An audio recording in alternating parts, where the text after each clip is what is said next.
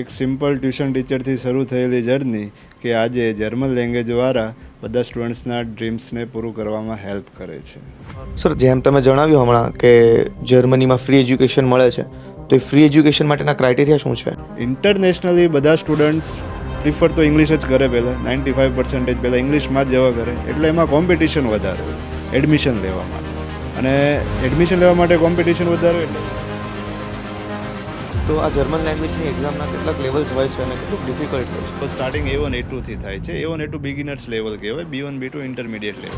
Honestly Vishal sir, અત્યારે ઘણા બધા લોકો એબ્રોડ જાય છે, તો શું આજના ટાઈમમાં એબ્રોડ જવું વર્થ ઇટ છે ખરું? એબ્સોલ્યુટલી વર્થ ઇટ છે જો ક્લિયર ગોલ હોય, પ્રોપર ગાઈડન્સ હોય. જે દેખાવડાવવામાં આવીને એબ્રોડ જવા માંગતા હોય છે, એપ્રોક્સ 90% તો એવા સ્ટુડન્ટ હોય છે, પેલો ભાઈ જાય છે એટલે મારે જવું છે, મારો ફ્રેન્ડ જાય છે એટલે મારે જવું છે, મારો રિલેટિવ મારો ભાઈ ગયો છે એટલે જવું છે.